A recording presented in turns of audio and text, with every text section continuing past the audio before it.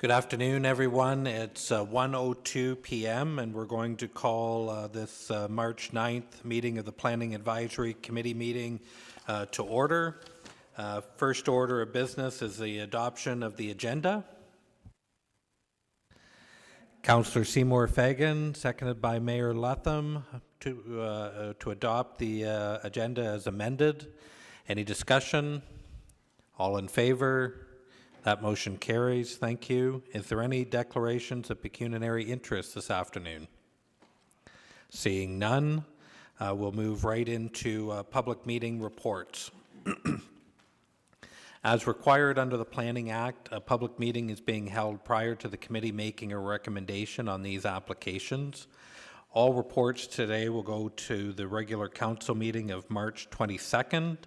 The purpose of this public hearing is to allow the committee to gather information on the applications before us, to hear those wishing to make oral submissions on the applications, and to allow the committee to ask questions of the applicants, interested parties, and staff. Everyone who makes a presentation at this meeting is requested to provide their name for the public record.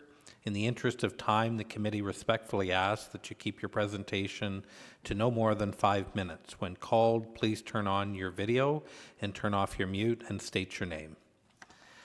So the first application we have today is 3.1, Plan 2022-001, Town of Lindsay, Official Plan Amendment and Zoning Bylaw Amendment for 69-71 Lindsay Street South. Jonathan, go ahead. Good afternoon, Planning Advisory Committee. I'm going to share my screen here to get to the presentation.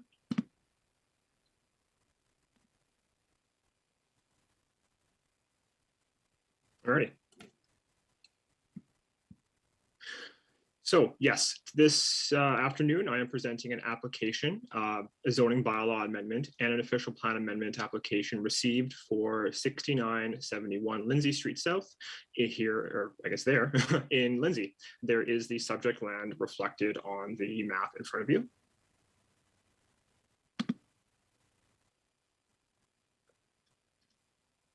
Here is an aerial photo of the subject site. Note that the subject site also encompasses what was formerly referred to as 3 Melbourne Street, just to the west of the subject site. This lot has been consolidated into what is 69 Lindsay Street South. So the application does pertain to both lots technically.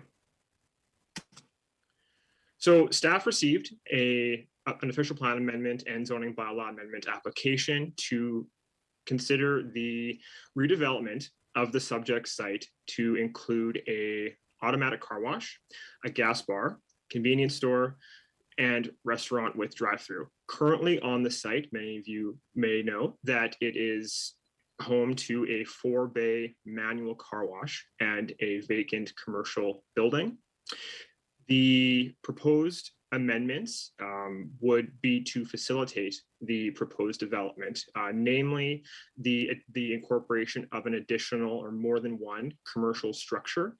Under the current official plan, only one commercial structure is permitted, and the zoning bylaw also only contemplates the current uses and the current structures, as well as the zone currently applied to this site is an exception zone, which only acknowledges what's currently there. So anything other than what is permitted outright in the local commercial zone would require an official plan, or a zoning bylaw amendment to include more than one structure. So the application is to essentially redevelop the entire site into what is shown in front of you in the site plan. Notice of the application was posted in accordance with applicable policies and bylaws. Signage was posted on site. You may recall that at the January PAC meeting, I believe it was, I spoke briefly on this particular report being I guess staff pulled it, for lack of a better term, in order to obtain the official plan amendment application that staff determined was also required for this development. And that official plan amendment application was to acknowledge the second or an additional commercial structure on the property. There was a planning justification report, a traffic study, and additional plans and studies submitted in support of the application. The policy analysis conducted through with the provincial policy statement and the growth plan, as well as the Lindsay official plan, does see some consideration for the permitted use for the uses from a land use perspective. When I say that, I mean the contemplated uses, so the restaurant, the gas bar, the car wash. There is certainly contemplation and consideration for permitting those uses in the local commercial zone, as well as the local commercial official plan designation. I guess the technical matters pertaining to the site and the application, namely the parking, the 2 drive-throughs. You will notice that there are 2 drive-throughs reflected on the site, one that would service the drive-through for the restaurant and one that would service the automatic car wash. There is further technical review required to ensure that this site does or could operate in the most efficient way possible. Consideration is being given to the queuing, the number of cars that could potentially be in line, the number of parking spaces, as well as the accesses to and from the site. Following the issuance of the public notice, at the time of writing the report, staff received 2 phone calls with further questions on the proposal, and those were followed up with emails expressing opposition to the application. Staff also just recently, 1 or 2, maybe last week, received a petition with 91 signatures showing in opposition to the proposed zoning and official plan amendments, which I can speak to. I understand the organizer is also here, as well as there are a few number of people that I spoke to, whether it was email correspondence or on the phone, are also in attendance today to voice their concerns. The development would also be subject to the site plan review process, and we would hope that many concerns raised through the public consultation process, specifically screening, noise, potential nuisances from the site, would be addressed during the site plan review process. Technical requirements still outstanding. Before staff can make a recommendation either way, is namely the traffic impact study that is currently being peer reviewed. There are a number of items that do require some follow-up pertaining to the number of parking spaces and the queuing lanes for both drive-throughs, as well as the internal operations or the maneuverability of automobiles within the site.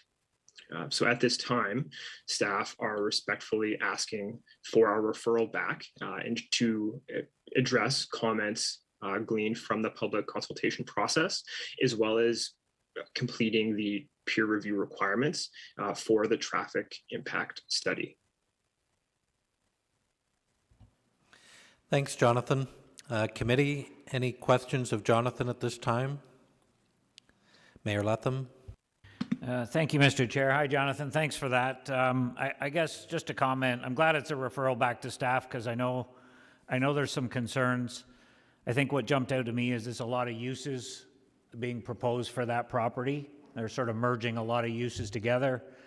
And then the other thing that jumps out at me is the dysfunctional drive-through we have at the Tim Hortons just up the road from there is an absolute nightmare. So I would hope, and I know by referring it back and dealing with some of these issues and some of these concerns to make sure we certainly do this one a little better than that one was done in the past. So certainly support sending it back to get some clarity and deal with some of those concerns. Thank you. Yes, through the chair to the mayor. Yes, thank you for that. Those comments. The drive-through and the queuing are absolutely points that are going to be addressed as we move forward with the traffic impact study. Councillor O'Reilly. Through you, Mr. Chair, to Jonathan. Yeah, it's just to say some of the issues that the mayor has raised. The other one obviously was perhaps a noise issue. I talked to Mr. Tamlin, abuts the property to the west. and they had some concerns about noise and obviously the parking and whatever. The other gentleman that has a car wash, he expressed some displeasure out at the Quick Stop on the other end of town, out beside the Zellers Mall west of it, the Esso Quick Stop. But his only complaint was competition. He didn't feel as though that we needed 2 car washes in town. So I said, well, the committee will make that decision at council. But I said to him, there are 4,000 proposed within a mile of his to the north. So I think there's going to be lots of building and residents in his own area out there. But he was concerned he didn't feel as though there was room for 2 of them in the town. So those were the issues on top of what the mayor has expressed. Thank you. Okay, thank you.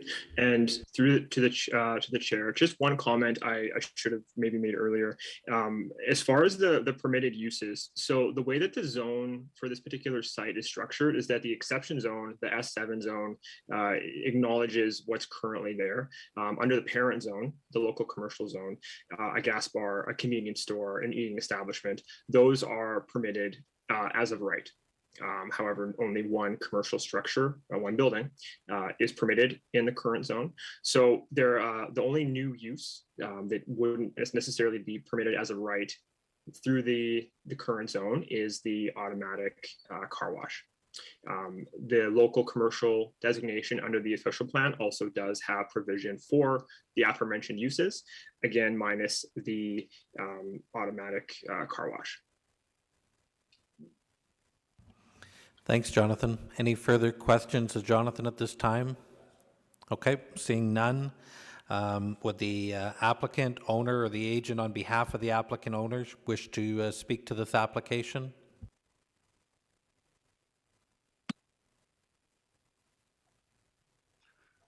Thank you. Yes, Greg Terrace from Urban and Environmental Management. I'm the planner on behalf of the applicant.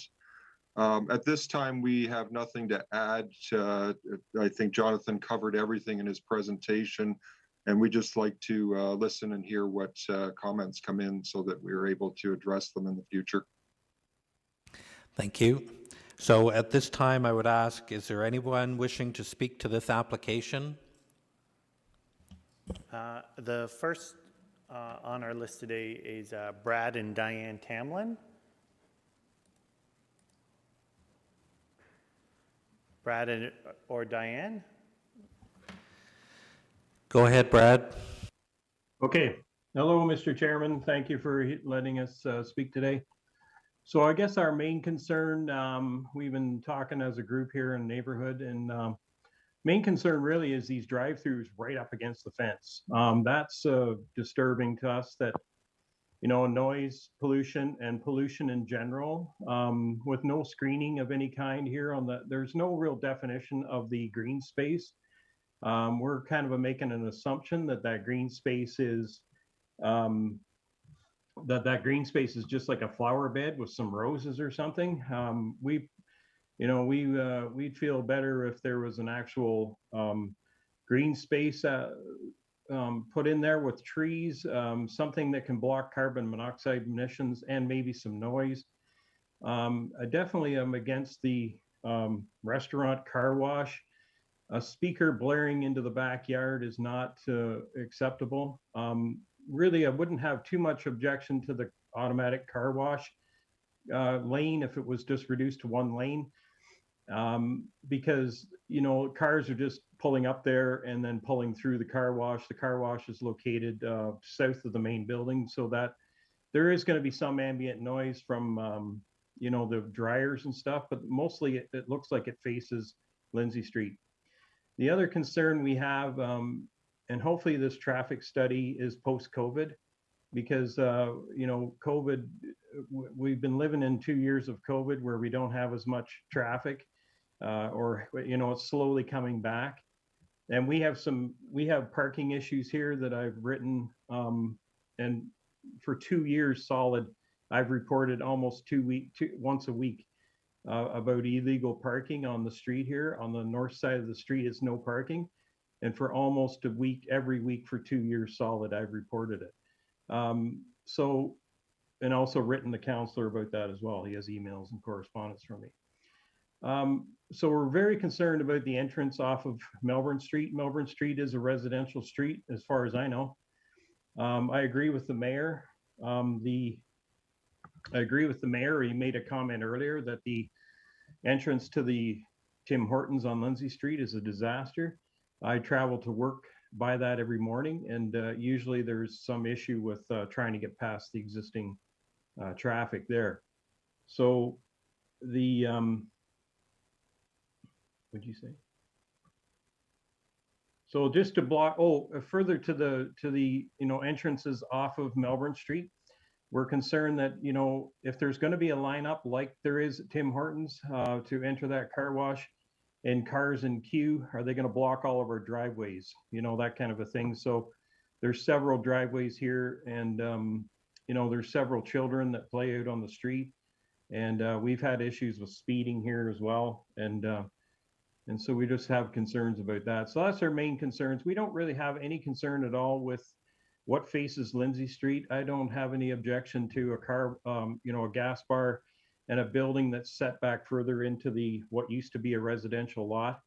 If it faces Lindsay Street, as long as there's no light pollution into the backyard, if they keep down lights and lighting consideration, we don't have blaring lights in our backyard, that kind of thing. That's not really an issue. If we, the entrances off of Lindsay Street is not really an issue for us or anything on Lindsay Street. In fact, it would probably be an improvement to do something on Lindsay Street, because right now, currently, the existing structure is a magnet for less than desirables. There's a real problem with garbage. I noticed just before the meeting that the company that owns it, or whoever owns this place, finally came and cleaned up the garbage, because apparently half the residents of City Kawartha Lakes thinks that's the new landfill. And so it's the bays were filling up literally with garbage. So that's, I guess, a couple of concerns we have is garbage, noise pollution, and pollution in general, especially with the drive-throughs being right on our fence. So we should be entering on and off of Lindsay Street, or close to exactly where, or close to where the entrance is now on Melbourne, which is basically right on the corner of Melbourne and Lindsay Street. So I think that's all we had. Yeah, I think that's all we had. I think our good neighbors are going to also speak to the same subjects. Hopefully I didn't step on their thunder. So with that, I'll sign off. Thank you. Thanks, Brad and Diane. Is there anyone else wishing to speak to this application? We had Robert and Krista Murray. Hi, bud. That's me. Good afternoon. Hold on. Can you hear me okay? Can we get you to turn on your video too? Yeah, I'm just going to try and do that here.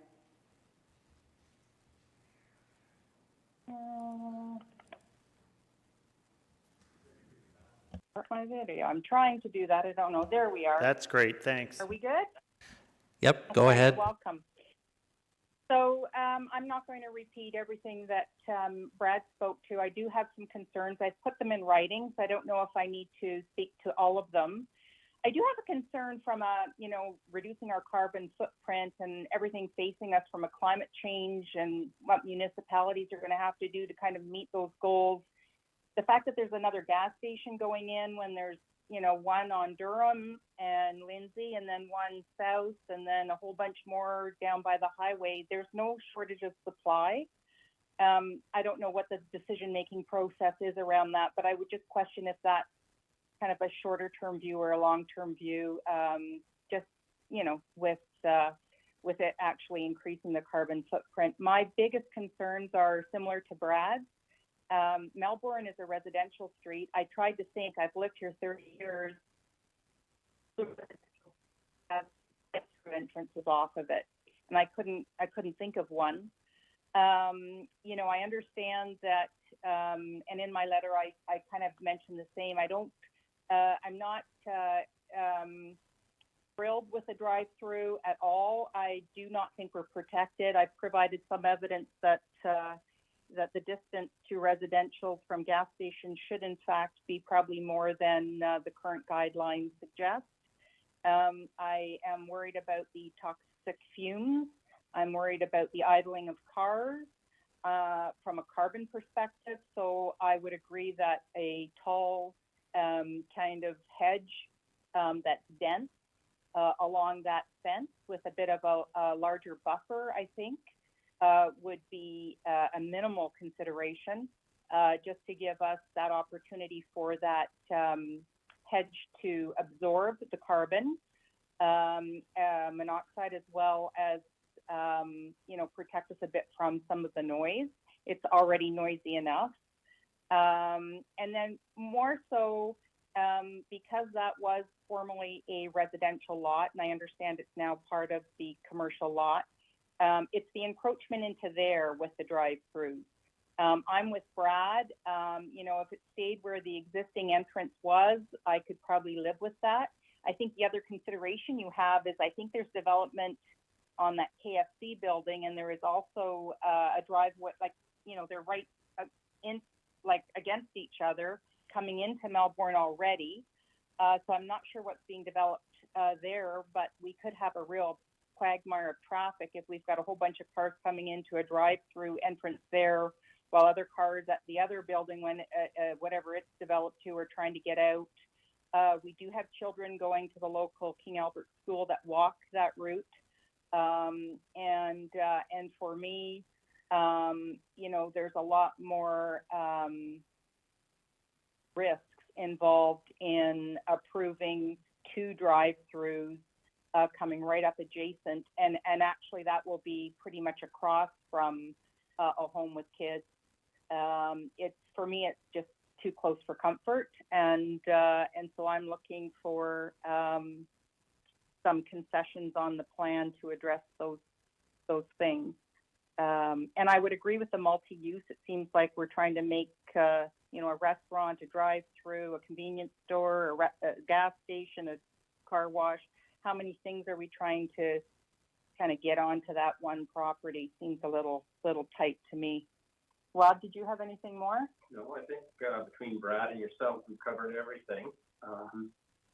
Again, the entrance off of Melbourne is probably our major concern. So just the traffic can be bad, even in existing condition. Yeah. Let alone once those 2 properties are developed. So we'll leave it in your capable hands with our feedback, and hopefully, whatever decisions you make, there'll be some concessions to our concerns and all the residents on Melbourne. I think the town's been doing a great job. There's young families moving in, fixing up these homes. That's all good for the town. I know a lot of business colleagues that want to come into Lindsay now and shop the main streets. So we want to keep things on the upward tick. And so with that, I'll turn it back over to you. Thank you. Thank you, Robert and Krista. Is there anyone else wishing to speak to this application? We have Teja or Tejas. Yes. Go ahead. Hello, everyone. My name is Tejas Shah, and I have concerns about this development here. I'll start with stating the obvious. We have 11 service stations, gas bars in town. For a small town like ours, 11 is already overkill. We are already enriched with enough service stations. There are 5 stations on Lindsay Street alone. The Shell, the Durham Street Esso, the brand new Pioneer, then the 2 Esso and Petro-Canada across from each other.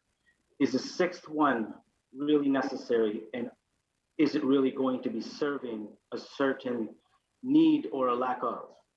That's a big question to ask yourselves when you're considering this proposal. Drive-through businesses. Let me touch on drive-through businesses.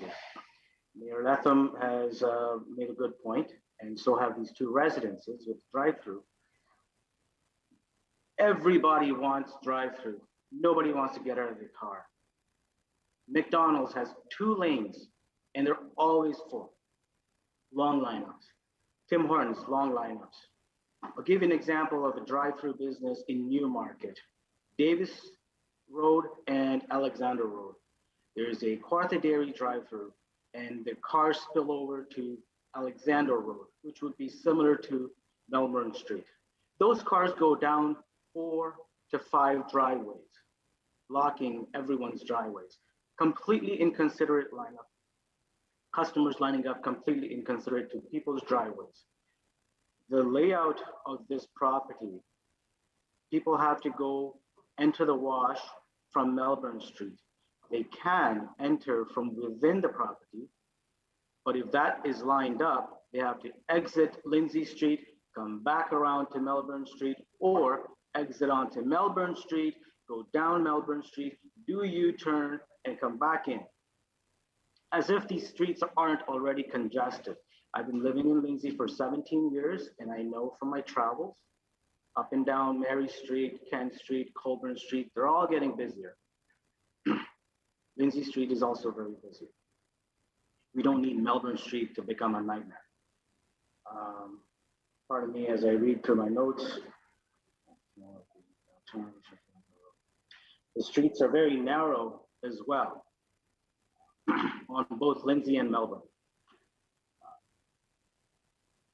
Now keep in mind, a property like this, once developed as a gas bar, car wash, and everything, there's no turning back.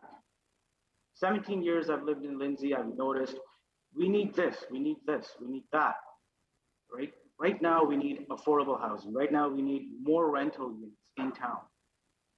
All over Facebook, Marketplace, buy and sell groups, people are crying over needing rental. This property may be better served as rental. Put in a gas bars, become a gas bar for a long term. Where do we find land to put more rental?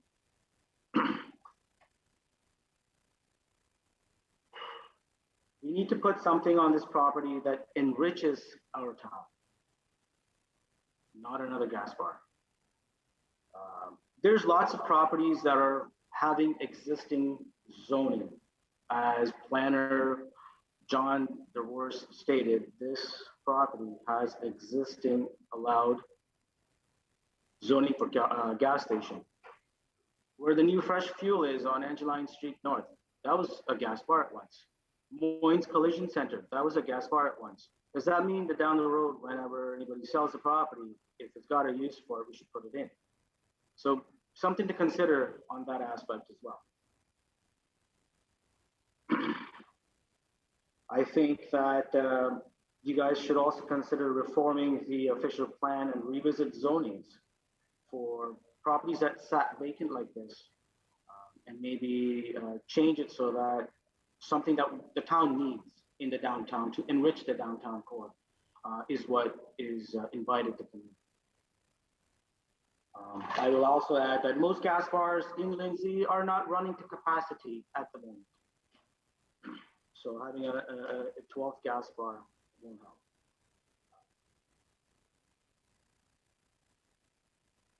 Now, in the layout of the property, delivery trucks for fuel sometimes are double tankers. Coca-Cola truck, Pepsi truck, Frito-Lay truck, the restaurant delivery truck. I know McDonald's has a huge parking lot when the delivery is taking place. That delivery truck is there for quite a bit of time. Where are all these trucks parking? And if more than one truck wants to enter and take that space simultaneously, what happens? It won't be like an airplane needing to land on a runway that it can freely circle around the airport. Where do these trucks go? Or stay parked until he or she can have access to the property? Most likely Lindsay Street or Melbourne Street. I wonder what kind of restaurant is going to go. High profile one like Tim Hortons? I know it's not going to be Tim Hortons, but it'll bring quite a mess, similar to what Robert Murray and the Tamlins have addressed. And what are the hours of operation for the car wash? Keep in mind the car washes can make a lot of noise. I know it's facing Lindsay Street, and I don't know why any of the Lindsay Street residences aren't in this meeting, but the dryer's ramping up and ramping down. It's not desirable much, and if it's a automatic Rollover car wash, the lineups are pretty long for those because it takes 5 to 7 minutes to wash a car. So everyone's lined up pretty long, waiting for long periods of time. And the dryers coming on and off all day long might not be desirable for many of the residents there. So be prepared to, if you allow all this stuff to go in, have a barrage of complaints all the time to your office. I shall end with that. Thank you. Thank you. Is there anyone else wishing to speak to this application?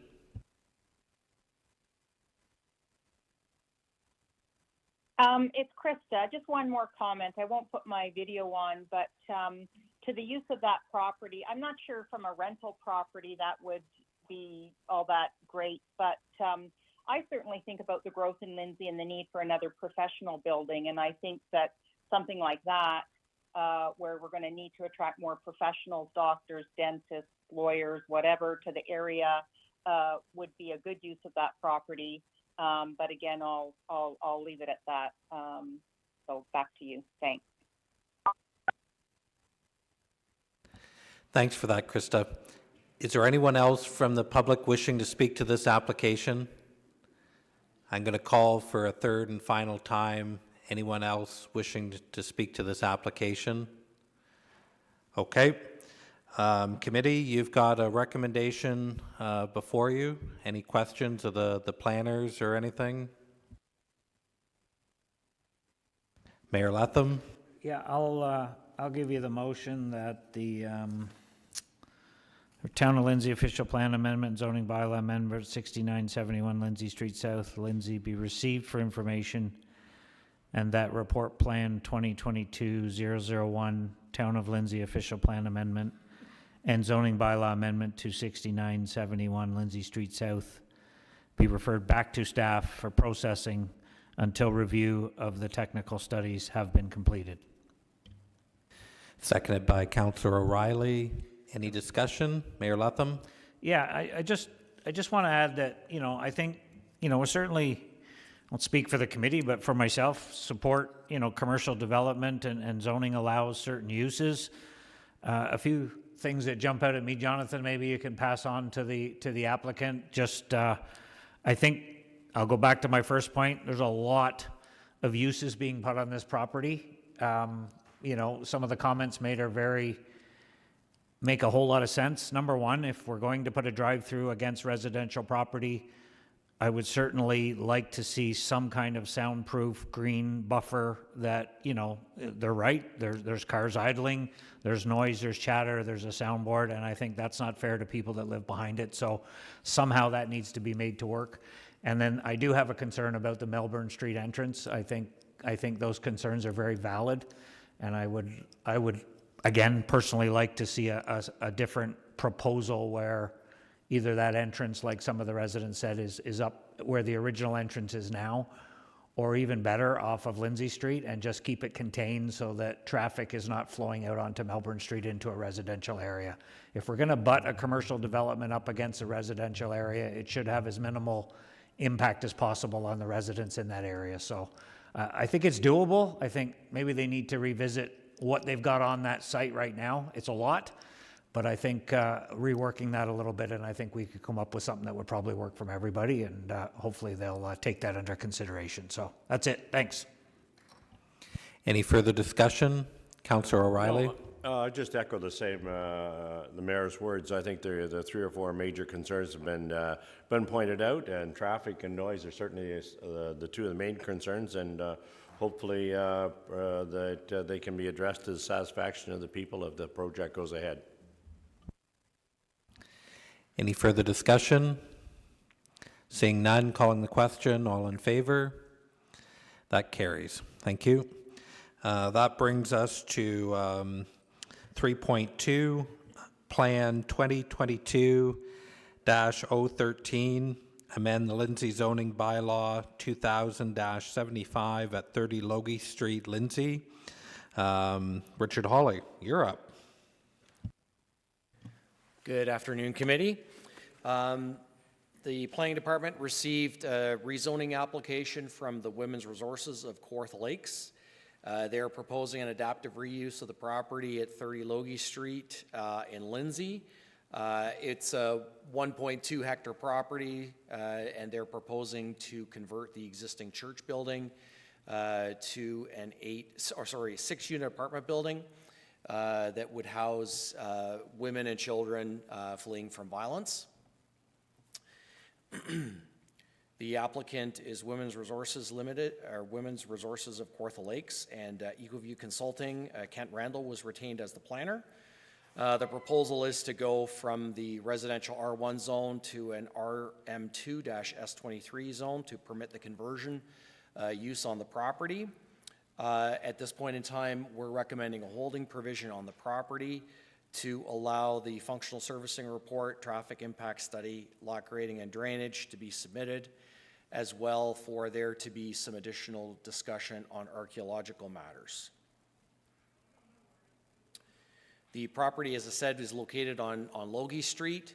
To the north is the unopened Eastview Road allowance, but the property is surrounded by residential uses to the north, to the east, to the south, and the river side is on the west side.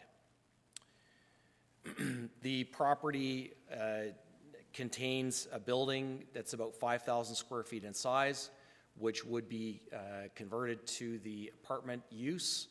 There are 19 parking spaces being proposed on the property with some accessible parking as well. The entrance currently goes over the Eastview Road unopened road allowance, and that is being proposed for a direct access onto Logie Street. The current building is approximately 10 meters in height, so it's got that residential height. So from a conversion perspective, it makes a lot of sense to be used for a residential use. They're also proposing a bit of an outdoor play area for the kids, as well as private decks for each apartment unit. The applicant has submitted the application in order to receive zoning. They are making funding application to CMHC under the NHCF Women and Children Shelter and Transitional Housing Initiative, hence the request to have a public meeting and to have the rezoning application considered. EcoView Consulting submitted a planning justification report and a draft zoning bylaw. Staff generally concur with the report recommendations. Wilcox Architects also submitted a conceptual site plan layout. There was also a restricted land use notice from our RMO under the Clean Water Act, and a topographical and legal survey was also submitted. Phase 1 site assessment was submitted by Cambium, indicating that a Phase 2 environmental assessment is not required. And we also received an email confirmation from Ministry of Environment, Conservation and Parks regarding no impacts for species at risk. The proposal meets all of the requirements of both the growth plan and the provincial policy. Obviously, this is an adaptive reuse. It makes use of an existing property and converts that to a need in the community, i.e. affordable housing. It uses existing serviced lands, and there are no negative impacts from an environmental perspective. As previously indicated, we will be looking at a number of reports, servicing and traffic related through the site plan process. And from a professional standpoint, I think that's a fair way to go with this proposal. From the city's official plan perspective, this property is still subject to the Town of Lindsay official plan.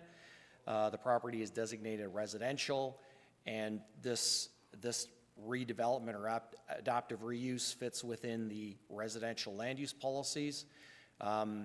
At 6 units, it certainly doesn't offend any of the density policies or height policies or anything like that. So from that perspective, it conforms with the city's official plan.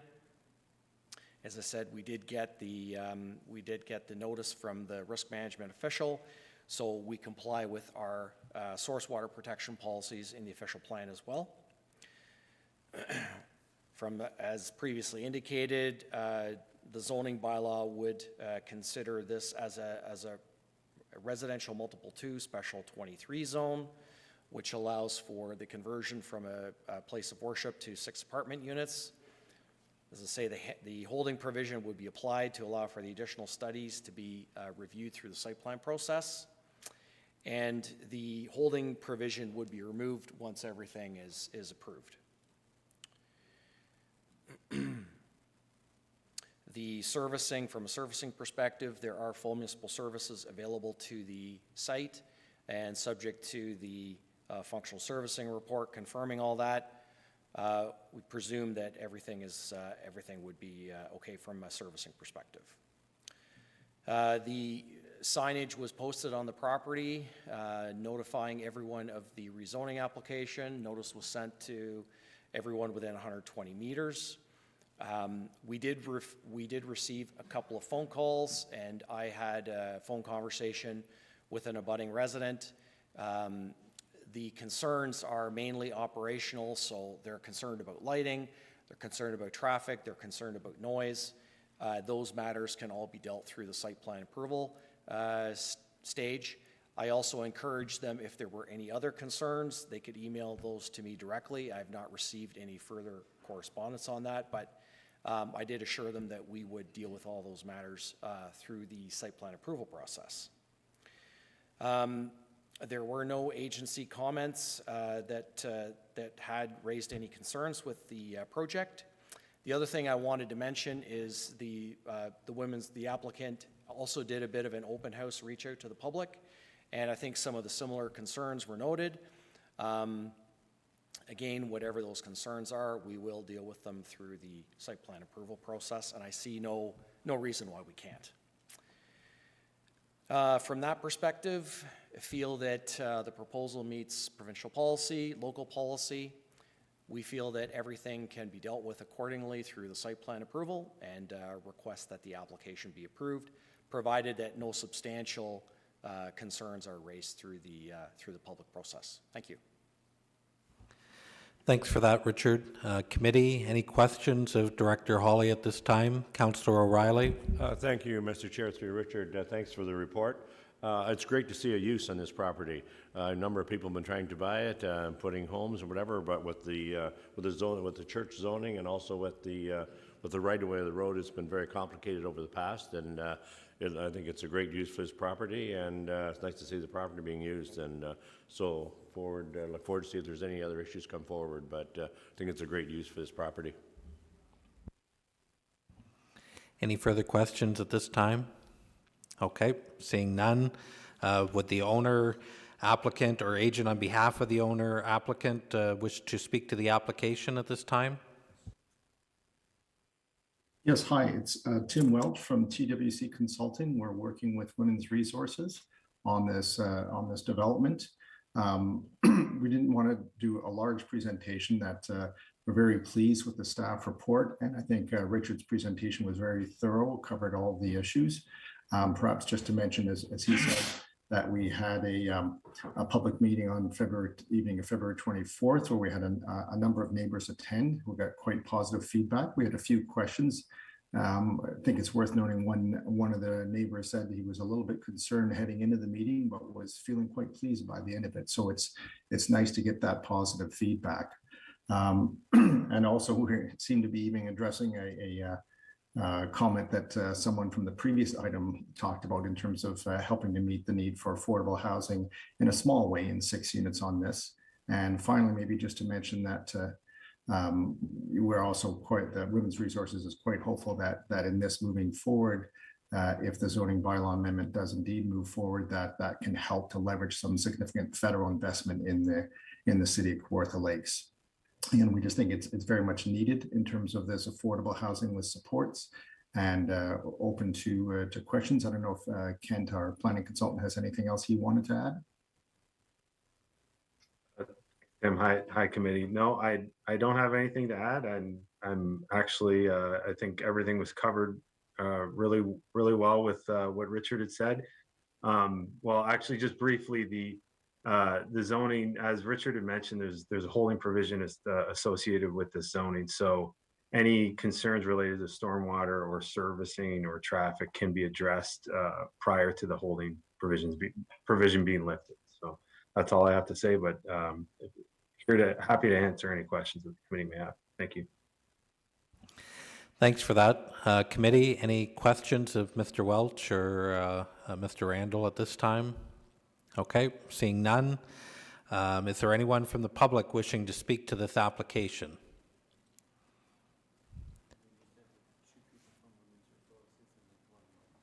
Okay. Anyone from the public wishing to speak to this application? Going to ask a third and final time. Anyone from the public wishing to speak to this application? Seeing and hearing none. Committee, Councillor O'Reilly. Thank you, Mr. Chair. That the report park lots 10 and 11, Plan 115P, former town of Lindsay, Women's Resources of Kawartha Lakes, application D06-2022-004 be received. That provided there's no substantial public concerns are raised at the public meeting, that the zoning bylaw amendment substantial in the form of attached Appendix C to report plan 2022-013 be referred to council for approval and adoption, that the mayor and clerk be authorized to execute any documents required by the approval of this application. Thank you. Is there a seconder for that motion? Jason Willick. Any discussion? Mayor Latham? Yeah, I'm just wanted to say that I certainly support the application, and what hasn't been mentioned is that this application was received in January, and Richard worked with the applicant to turn this around pretty quick. So great job in that regard. I know there was some timeline constraints regarding grants and stuff, and the zoning had to be in place if they were going to meet those. So I know, putting the holding symbol and through the site plan, a lot of the issues will get dealt with, but I know it was basically turned around on a dime to meet that need, and that was a great job doing that. So I just wanted to mention that. So fully support it. Thank you. Any further discussion? Calling the question, all in favor? And that carries. Thank you. That brings us to 3.3 on the agenda, Plan 2022-016, amend the Emily Bylaw 1996-30 at 67 Valley Road, RHS Farms Incorporated. Kent, go ahead. Thank you, Mr. Chair, and good afternoon, committee. The owner of the subject property is Ryan Svensson of RHS Farms, who is represented by Doug Carroll of DC Planning Services. Notice of this application was provided in accordance with the Planning Act.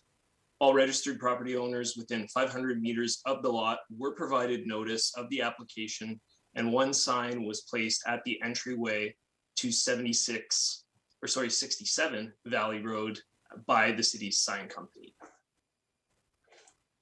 The application relates to a condition of provisional consent pertaining to development file D03-2020-003, whereby the agricultural lands to be retained are to be rezoned to prohibit future residential uses and consolidated with a non-abutting farm parcel to the northeast on Yankee Line. The severed parcel will be rezoned to the rural residential type 1 zone that acknowledges the existing single detached dwelling and prohibits agricultural uses. The single detached dwelling is deemed surplus to the needs of the farm operation, as a residence is not required for use by a family member or an employee. The application does not conflict with the 2020 provincial policy statement, nor the 2019 growth plan for the Greater Golden Horseshoe, as both documents encourage prime agricultural areas to be protected for long-term use, and all types, sizes, and intensity of agricultural uses and normal farm practices shall be promoted and protected in accordance with provincial standards. So just shown here is the L-shaped parcel. You can see Just down here is the proposed severed parcel, as you'll see on the subsequent slide. The proposal also conforms to the prime agricultural designation policies of the City of Kawartha Lake's official plan, as agricultural lands shall be protected from fragmentation, development, and uses unrelated to agriculture. One of the objectives of the official plan, again, is to support farming operations as an important component of the economy, source of employment, and a way of life for many rural residents. Staff is proposing a draft zoning bylaw that rezones the severed lands, again, to the rural residential type 1 zone in order to minimize future confusion over how the severed lands containing the surplus residential dwelling are to be used. The dwelling on the proposed severed lot will comply with all applicable setback provisions of the rural residential type 1 zone. As mentioned, the retained lands will be rezoned to an agricultural exception zone to prohibit residential use and to protect the agricultural use of the land. Since the writing of the report, comments have been received from the agricultural officer of the Economic Development Division, and they have no objection to the proposal.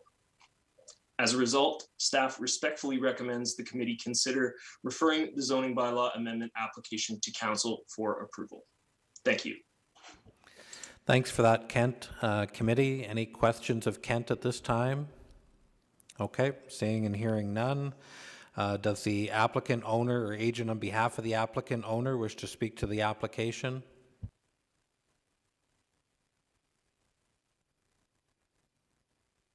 Thank you, Mr. Chairman. Committee, we agree with the contents of the report and the staff recommendation. We have nothing to add at this time. If the committee has any questions, I'm available to answer them. Thank you.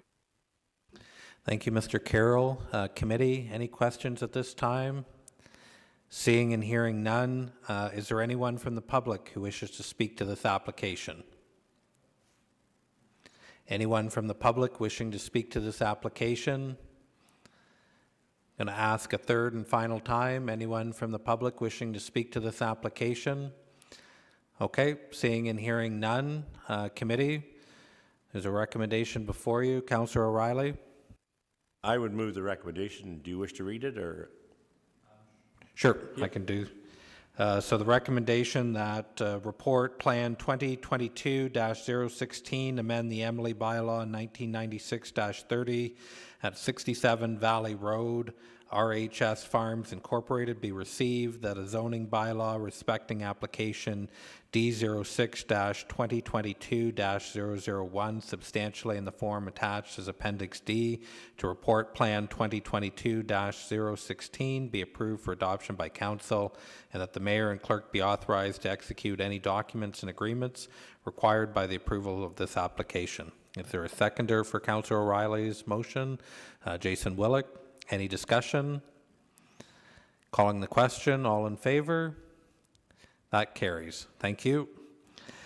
That now brings us to 3.4 on our agenda this afternoon, Plan 2022-017, amend the Manvers zoning bylaw 87-06 at 288 Bethany Hills Road, Youngfield Farms Limited. David Harding, you're up. Thank you, Mr. Chair. Good afternoon, committee. Bear with me while I share my screen. There we are. So the owner is Youngfield Farms Limited, and the applicant is Kristen Sutar of that same organization. Notice of the application was provided in accordance with the Planning Act. All property owners within 500 meters of the lot were circulated notice of the application, and a sign was also posted on the property on the Bethany Hill side of the property by the city sign company. The subject property is an agricultural lot and is surrounded by agricultural operations on all sides. There are wetlands on the north side of the property that protrude into the property. There's also wetlands to the south which run through the property as well. So you can see that tree vegetation on both sides, but then there's also wetlands that border the property on the eastern side. So the application will fulfill a condition of consent application DO3-2020-023 to sever an approximately 3.8 hectare or about 9.5 acre residential lot and retain approximately 55.6 hectares of agricultural land to be consolidated with another non-abutting agricultural operation owned by Youngfield Farms. This residential lot contains a farmhouse, which can be seen in more detail here, which is deemed surplus to the needs of the Youngfield Farms operation, which is why they are disposing of it. The zoning bylaw amendment proposes a agricultural special 43 zone on the retained agriculturally operable lands, and this special exception zone will allow for the agricultural uses to continue and to prohibit future residential use, and also recognize the existing agricultural buildings on the property that are being retained. All of them are, with the exception of this metal clad garage here. Oh, sorry, the garage is coming down, the barn's coming down, but this coverall shed and this small shed are staying. So the site specific provisions being added to the bylaw special zone are to recognize those two buildings that are going to stay. The amendment also proposes a rural residential type 1 24 zone, special 24 zone rather, and an open space special 8 zone on the proposed severed lands. This will recognize the residential use of the proposed severed lot. The special zoning for residential purposes is proposed just around the existing dwelling, with the open space special zone on the balance of the severed. And this is to ensure that residential uses are contained to just the area around the dwelling, and also to ensure that the open space zone category, which typically in Manvers does allow for agricultural uses, will not have that potential going forward, since we are doing a farm consolidation here. So that special 8 zone is going to remove the potential to establish that agricultural use. And because we have 2 zones on a single lot, the special zone categories are also going to recognize how you apply the zoning, which is going to be a little bit more unique because you have these 2 shared zones on a residential lot. The application is consistent with the 2020 provincial policy statement and conforms to the 2019 growth plan for the Greater Golden Horseshoe. And it also conforms with the policies of the city's official plan. All of these documents specify the protection of agricultural land when the consolidation of farming operations takes place. Staff is of the opinion that this proposal does represent good planning. Since the writing of this report, comments have been received from Enbridge Gas and also from our Agricultural Development Officer, and both of those parties have no concerns with the application. So as a result, staff respectfully recommends that the application be referred to Council for approval. Thank you, Mr. Chair. Thanks for that, David. Committee, any questions of David at this time? Okay, seeing and hearing none. Would the applicant, owner, or agent on behalf of the applicant, owner wish to speak to the application?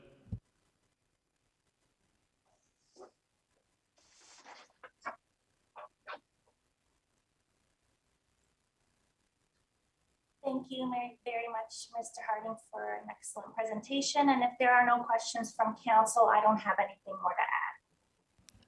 Thanks for that. Any questions at this time, committee? Okay, seeing and hearing none.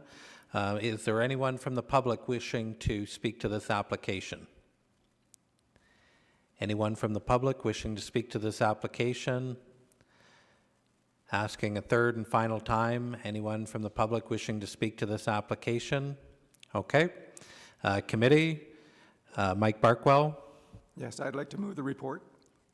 So I'd like to move the report plan 2022-017 to amend the Manvers zoning bylaw 87-06 at 2888 or 288 Bethany Hills Road, Youngfield Farms Limited, be received, that the zoning bylaw respecting the application D06-2022-002 substantially in the form attached as Appendix D to report plan 2022-017 be approved for adoption by council, and that the mayor and clerk be authorized to execute any documents and agreements required by the approval of this application. Thanks for that. Is there a seconder for Mike's motion? Mayor Lutham. Any discussion? Seeing and hearing none. All in favor? And that carries. Thank you. So at this point, this ends or concludes the public portion of today's meeting under the Planning Act. And we will now move to Section 4, Deputations. 4.1, Don Hughes.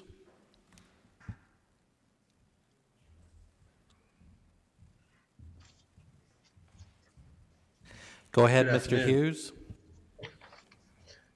Thank you for allowing me to speak to this committee today.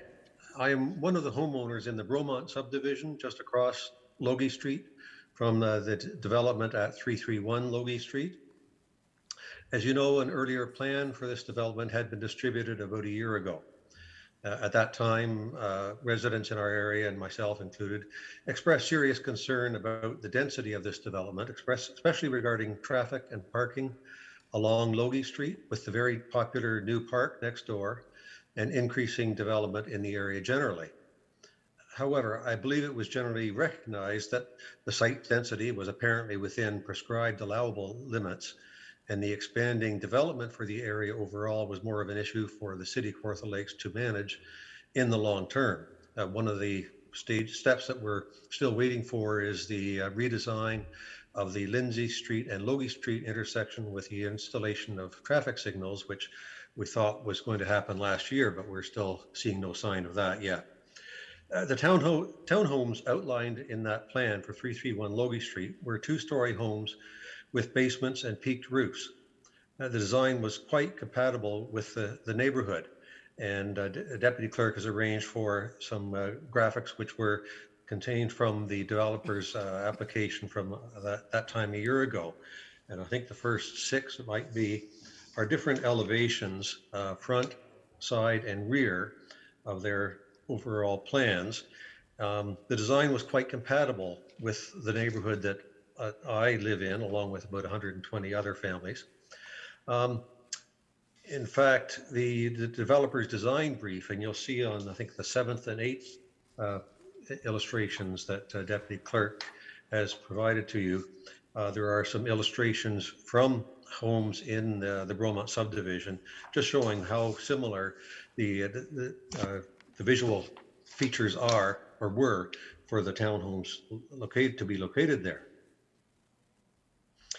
Now, however, the developer has changed course, indicating that due to spring water conditions, the proposal is to build 3-story flat-roofed homes on concrete slab. And the final visual that was prepared for you is showing the new design from a front elevation only. So this has drastically changed the appearance of the buildings, which has met with shock and disappointment among our residents. The townhomes proposed now look nothing like any homes in the area and appear to exhibit a cheap, plain, industrial modern style with very bland and repetitive window patterns. Further, the previous plan had included illustrations of front, side, and rear views for 2 different elevation styles. In the current plan, only one frontal view is shown. Most of our neighborhood, as well as traffic passing by, will see the rear and side views of the dwellings, which will likely be even less aesthetically appealing than the front. From any perspective, the addition of a 3rd story substantially changes the dominance of the dwellings in the landscape, both in terms of scale and of repetitive appearance of window features.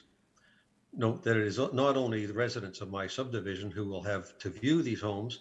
The many hundreds of visitors to the new Logie Park will certainly be aware of the presence of what might look like a warehouse complex.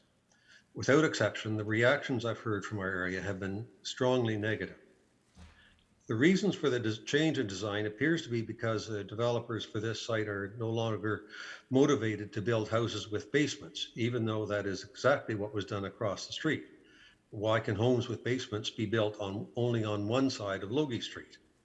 If the site limitations are genuinely serious factors, then perhaps the site is not suitable for a development density as great as is proposed in this case. Further, the proposed floor plan illustrates that the entry level will be basically a basement type, a utility corridor running alongside an overly long garage with a recreation room at the back, which will likely end up serving as basement storage.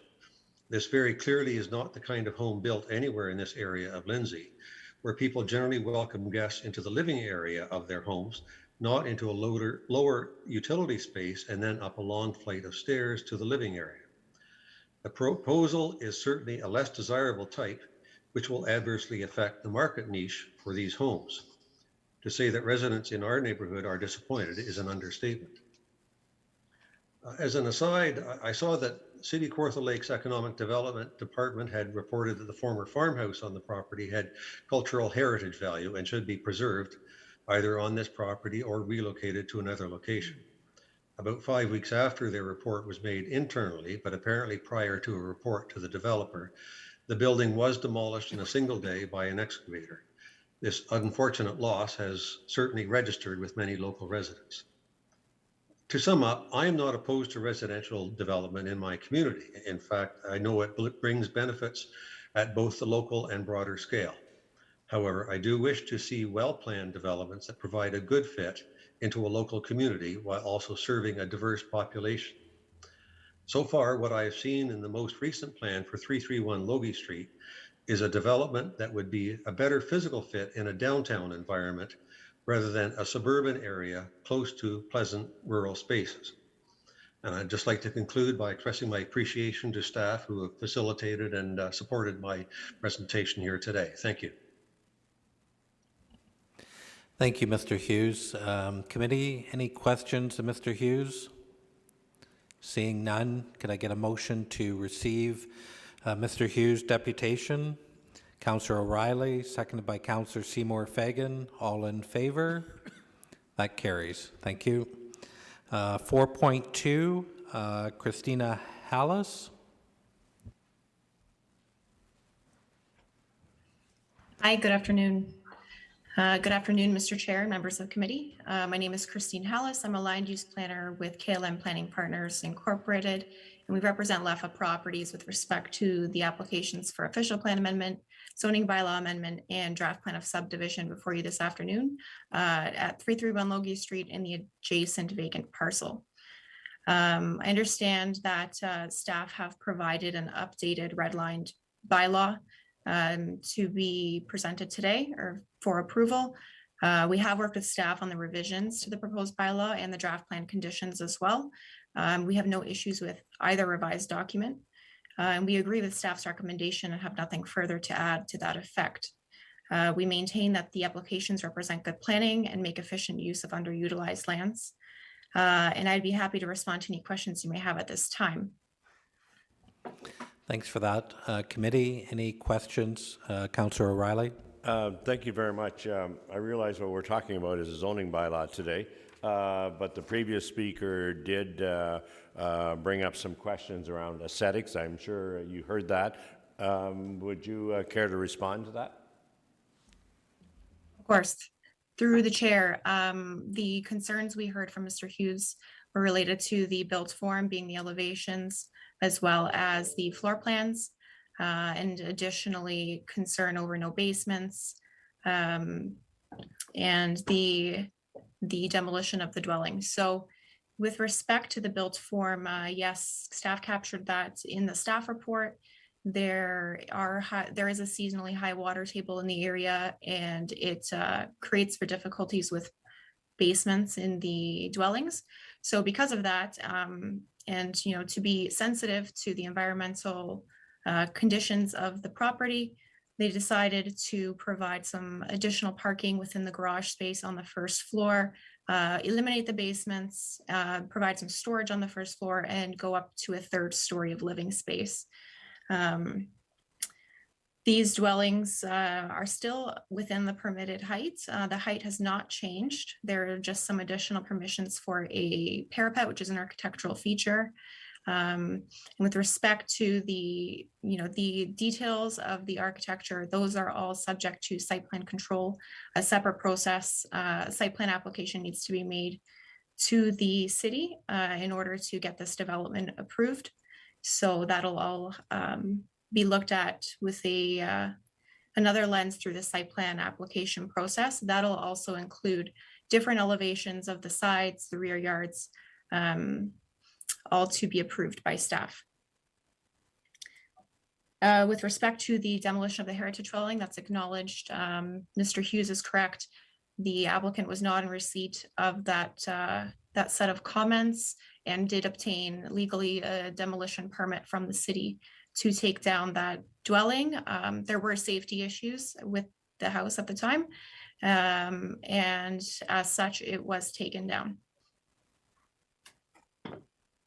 Okay, thank you for that. Any further questions at this time? Okay, would somebody like to make a motion to receive the deputation? Mayor Latham, seconded by Mike Barkwell. All in favor? And that carries. Thank you. That brings us to number 5 on our agenda, correspondence, which I believe there is none. And we now move into item 6, regular and returned reports. 6.1, Plan 2022-014, amend the Lindsay Official Plan and Zoning Bylaw 2000-75, together with a draft plan of subdivision at 331 Logie Street, Lindsay. Ian Walker. Thank you, through you, Mr. Chair. Just going to share the presentation here. So we have the 2 properties today identified as the subject lands here. The property on the west being 331 Logie Street is being consolidated with this parcel of land here, currently being purchased by the owner of the 331 Logie property. The 2 will be consolidated on title. And we have a draft plan of subdivision, which actually consists of 2, at this time it's 2 blocks. So we have block 1, the residential block, the larger piece here, and block 3, which the city will actually be taking from the owner of 331 Logie as a road widening to account for a sidewalk that's been partially constructed on that little strip of land there, and also to permit an additional small setback to that. The sidewalk also along Logie Street here was slightly constructed on what is now the city's property here. And so this block 2 for the road widening here has been identified, and I guess will no longer constitute part of the purchase and sale with the owner. The draft plan conditions have allowed for, should that entire property be sold to the applicant, the draft plan conditions have been structured such that both block 2 and block 3 would be conveyed back to the city as road widenings for Logie Street. However, if the sale goes forward in such a way that block 2 remains with the city, then it would not need to actually be conveyed through those draft plan conditions, and thus that condition would be automatically satisfied. This is the site plan for the development, which has not changed significantly since the original submission. The only difference is that they've identified the widening lands along here and along here, which does slightly reduce a couple setbacks, which have been accounted for in the proposed draft bylaw. So again, keeping in mind this concept hasn't changed based on the original proposal. The original zoning going to an RM1 would have permitted a height maximum of 10.5 meters in the zoning. Going to an RM2, it does potentially allow up to 14 meters. And so staff have worked with the proponent to ensure that they're still coming back with a concept that remains under that 10.5 meters. So they're still within what would be the allowable height restrictions anywhere else in any of the other residential zones in Lindsay typically. So so technically the lots on the east side could have been 3 stories developments. They're more of a bungalow. The concept plans they provided have provided 2 parking spaces in the garage in tandem. And this is the elevation plan that was submitted. Also just going to share with you the revised so the revised draft zoning bylaw has just accounted for these items here in red. Section 5.4 deals with daylighting triangles in the zoning. So there's a point of clarification further down here for when they go through part lot control to create the separate parcels of tied land, then section 5.4 would not apply to those puddles that are right by where the entrance comes in. It is a private road, but that's again just more of a clarification point as well. Sections 524 and 527 have been added in here. Also a little bit of extra definition here, noting the setback for the 5.5 meters is specific to the main wall of the dwelling, with a 3.5 meter setback for an unenclosed porch. And there is one property known as lot 40 in the existing design that would require 1 meter reduction to that. And as such, we've placed in these extra stars here that just notes this requirement is reduced by 1 meter for the corner pottle, specifically in that instance. A couple other minor changes, just noting that the landscaped open space applies to the entire lot, and that's prior to the pottles being created. And the lot coverage is increased from 56 to 59 because the covered porches actually account for lot coverage the way the Lindsay zoning bylaw is written.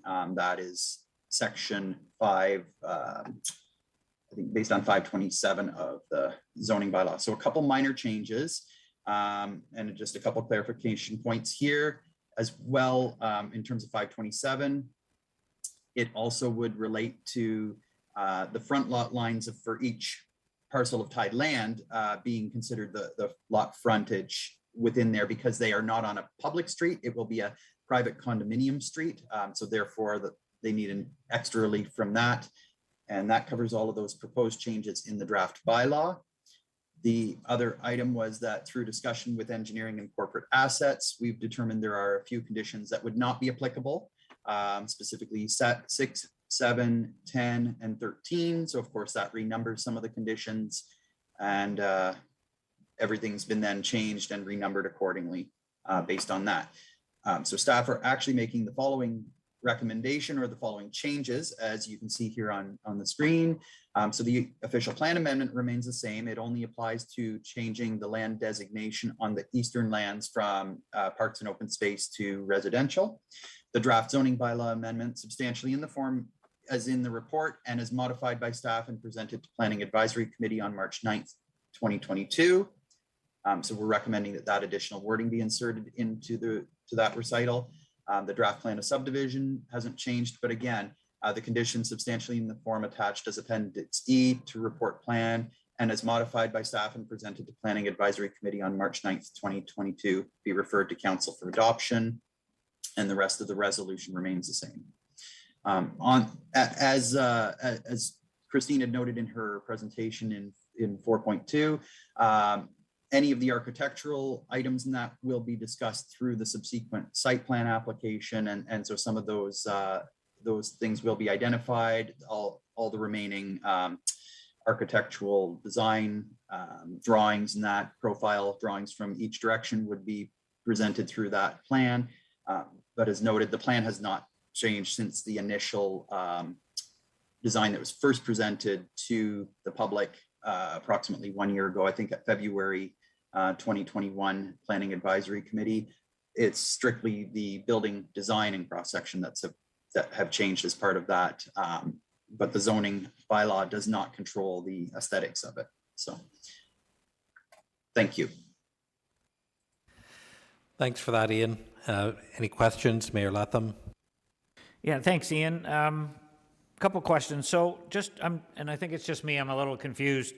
On your site plan photo that you had up there, so just so I'm clear, this, you've got, it's pretty small, but I think it's block F and block E, which are faded as opposed to where the buildings are going right along Logie and across from McGuire and Deacon.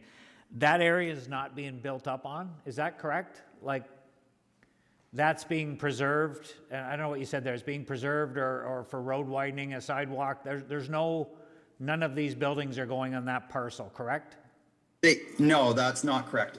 There will be buildings on that parcel. I'm uncertain why they show up gray in this. I believe it's probably depending on how they propose to phase out their development. They would typically start with the main road coming in here. And then it will eventually gradually extend over to this parcel over here where they will finish off with the cul-de-sac.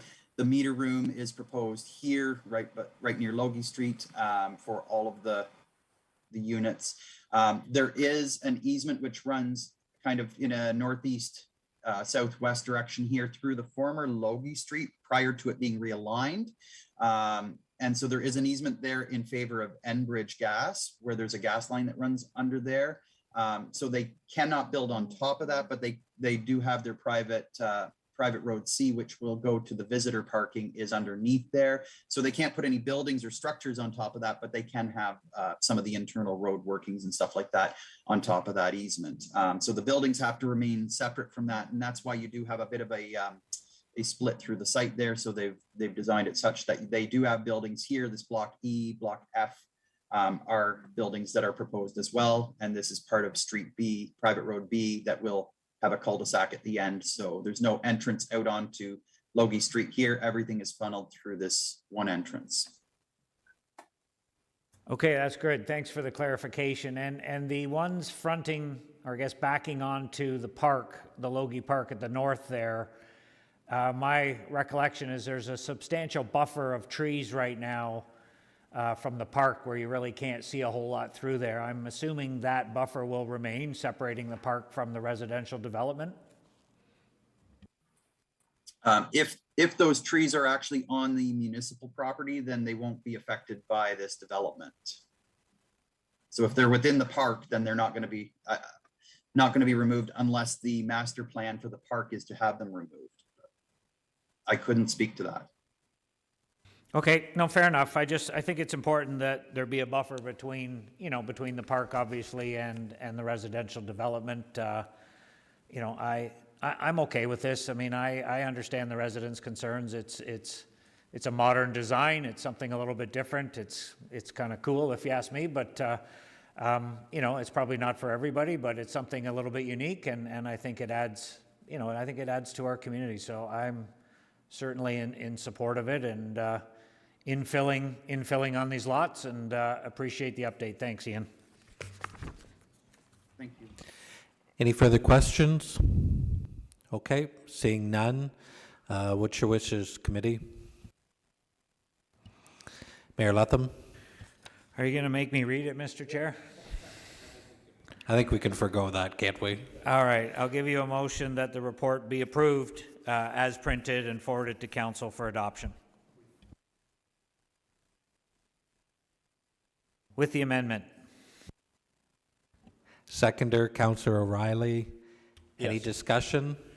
I Go just want to echo the words of Mayor Latham. I think there were some concerns about, and both through their planner and through Ian, that maybe some of the aesthetics can be dealt with through the site plan if that is a mutually agreed upon or the builder wishes to do it. Any further discussion? Calling the question, all in favor? That carries. Thank you. 6.2, Plan 2022-018, amend the City of Kawartha Lakes official plan and Township of Ops zoning bylaw 93-30 at 1082 Lilac Road. Mark LaHaye. Good afternoon, members of Planning Advisory Committee. I'll just share my screen with you here. Notice for these applications for official plan and zoning bylaw amendment were originally given to each assessed landowner within 500 meters, all applicable agencies and departments, and a sign was posted on the property in advance of the public meeting that was held on January 12th, 2022 in accordance with the requirements of the Planning Act. The subject property is located east of Lindsay and west of the hamlet of Downeyville on the south side of Pigeon Lake Road, and extends from Lilac Road to Heights Road, and is located within a predominantly agricultural area with mixed-use operations consisting of crops and livestock. The subject property has an area of approximately 80.9 hectares or 200 acres and is an active farming operation where livestock are raised and where standard rotational grains are grown, including corn, soybeans, and wheat, as well as hay crops. The owner has applied to facilitate the establishment of an institutional use that will permit a meeting house on the southeast portion of the subject land with access proposed from Heights Road to serve as a place of worship and gathering to support the needs of the Mennonite community that would be subject to site-specific development standards. The applications propose to amend the prime agricultural designation with a site-specific policy to permit a meeting house and to amend the agricultural exception 20 zone to an agricultural exception 22 zone on that southeast portion of the subject land to permit the proposed use. A holding symbol will also be applied to implement the required site plan approval process.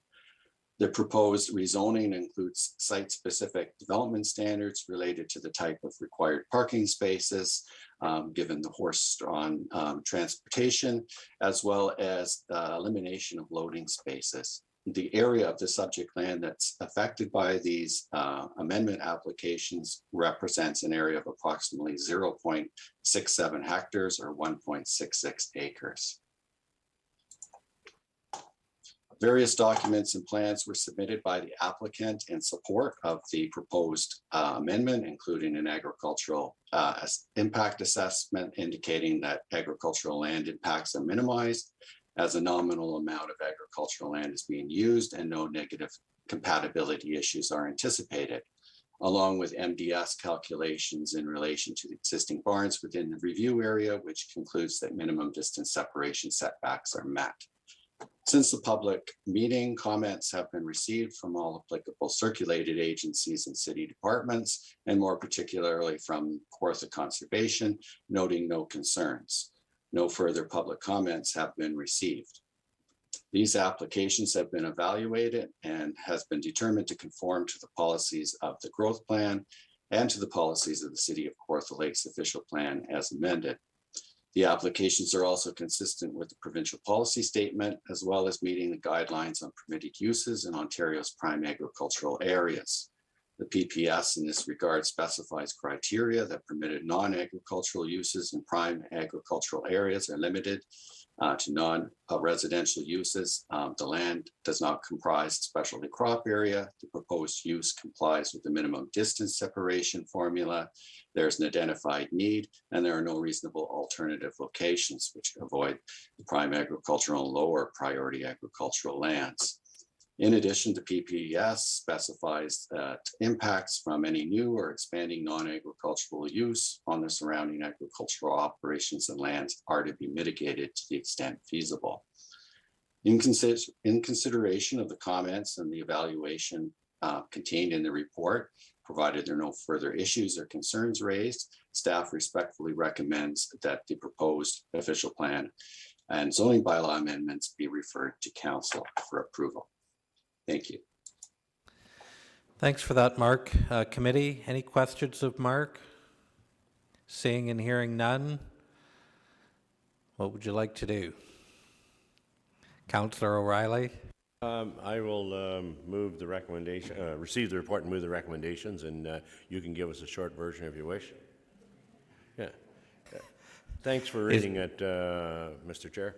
You're welcome, Councillor O'Reilly. Seconded, Jason Willick. Any discussion? All in favor?